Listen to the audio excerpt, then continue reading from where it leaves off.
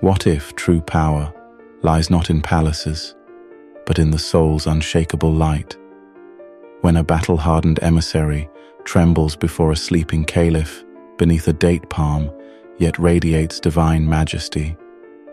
Rumi unveils a paradox. The greatest strength lies in surrender. Through Omar's quiet majesty and the seeker's unraveling fear, this story from the Masnavi whispers a truth. The eyes of the heart see farther than empires. Rumi unveils a timeless truth. God's face is seen through love, not sight.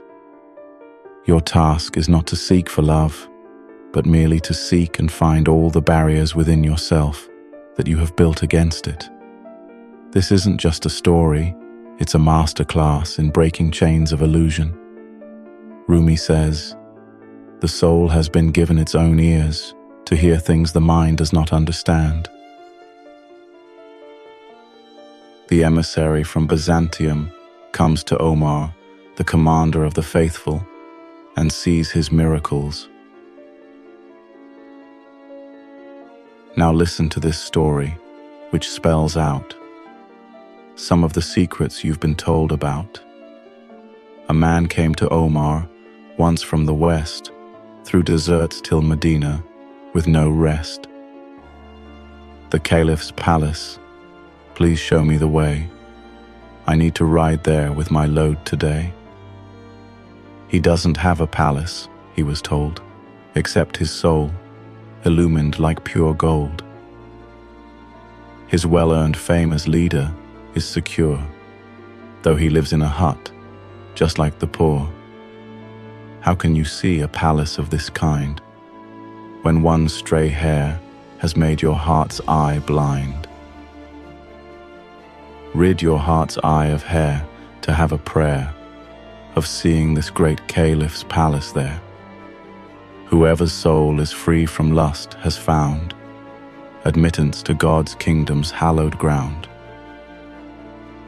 Muhammad, purged of fire and smoke's last trace, whichever way he turned saw just God's face.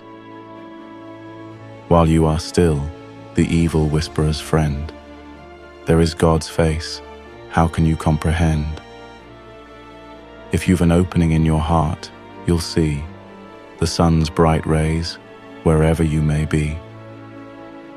In everything, God can be seen through love, just like the moon among the stars above. If you place fingertips upon each eye, can you see anything at all? Don't lie. Though you can't see things, they all still exist. The fault lies curled inside yourself's tight fist. Just lift the fingers from your eyes to then observe whatever you should want again. Noah, when asked, "Where's the reward?" replied, "Beyond, beneath their clothes, their heads they hide."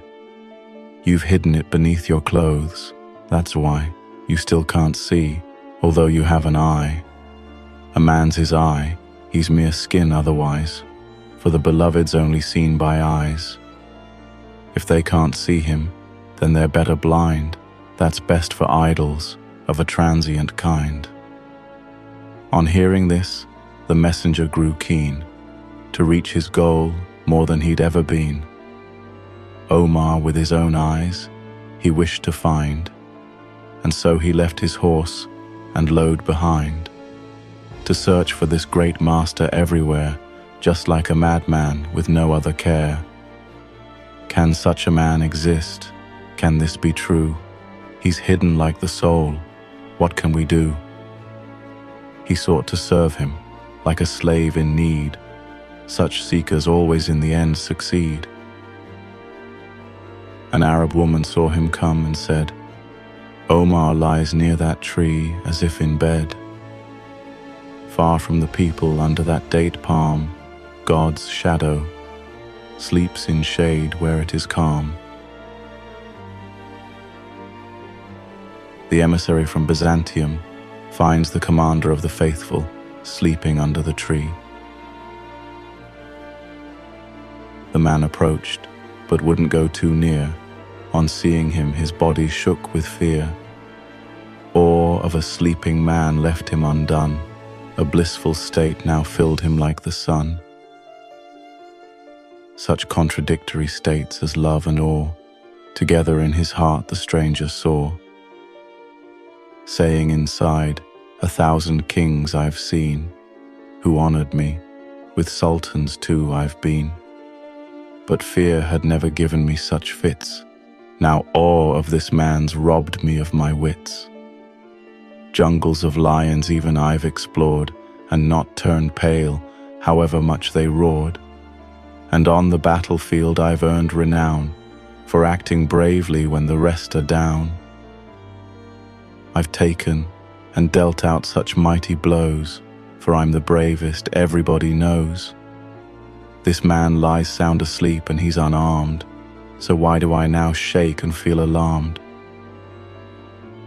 It's awe of God, not just a human being, a man dressed in a gown that I'm now seeing.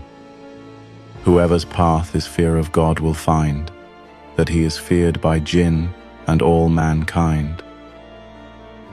With folded hands in a submissive pose, he stood until Omar woke and arose. He then saluted him and bowed his head. First say salam, then talk, the Prophet said.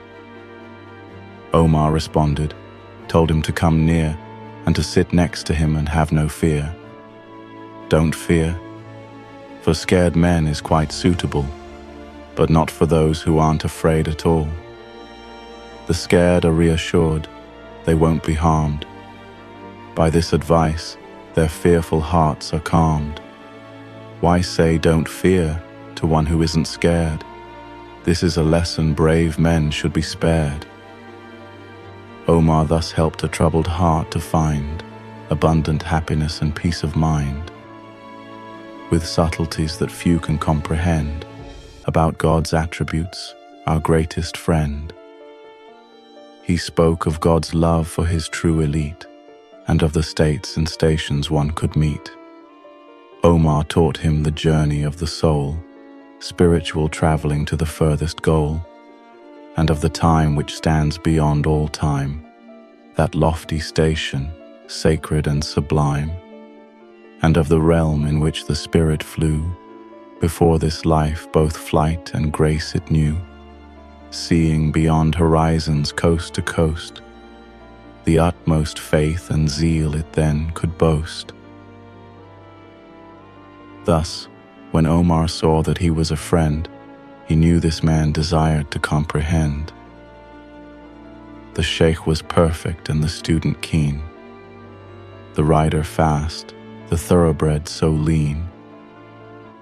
The guide saw he would suit the brotherhood, then sowed good seed in soil he knew was good.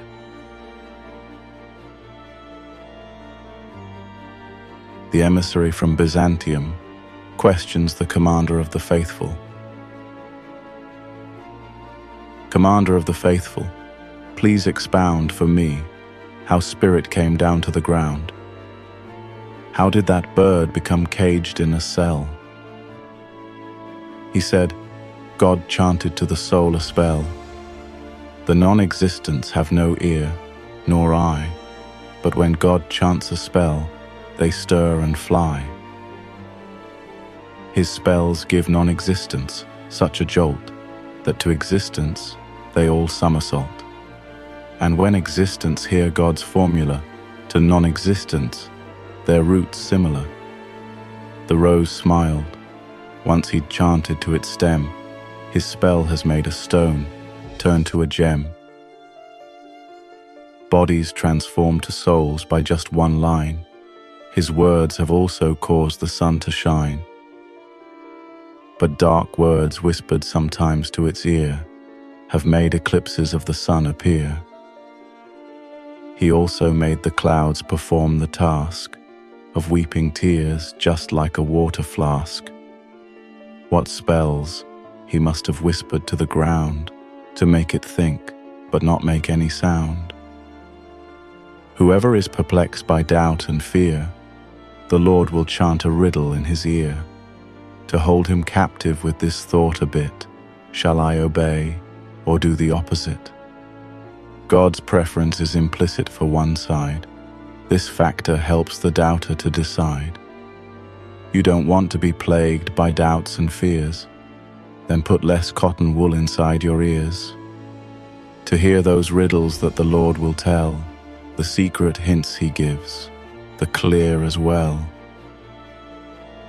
Your spirit's ear will hear his revelation. What's that? It's speech that's far beyond sensation.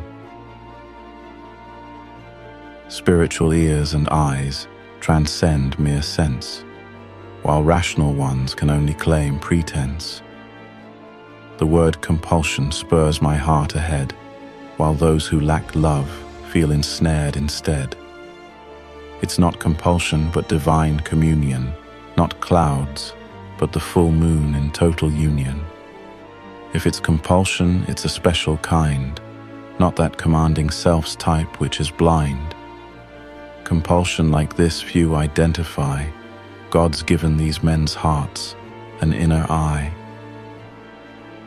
Hidden things and the future they can see, mentioning the past near them is blasphemy. For them compulsion's different as well. Drops turn to pearls inside an oyster shell. However big each drop looks to your eyes, it forms a pearl exactly the same size. This group are like the gland of the musk deer. Inside there's musk, though this may not be clear. There's only blood around this gland, men claim. How can it turn to musk scent all the same? They say, this copper's hideous. I don't see how it can turn to gold through alchemy. You found compulsion and free will in form. For them, to God's own light it can transform. Unchanging on the table where you dine, the soul transmutes it with some heavenly wine. The soul has strength to carry out this role. What then the power of God, who rules the soul? Man would be merely flesh but for his heart. Both seas and mountains he can split apart. The heart splits rocks, lifts mountains through the sky. God's verse he split the moon, proves I don't lie. Just lift the cover of this mystery, your soul will seek God's throne, then eagerly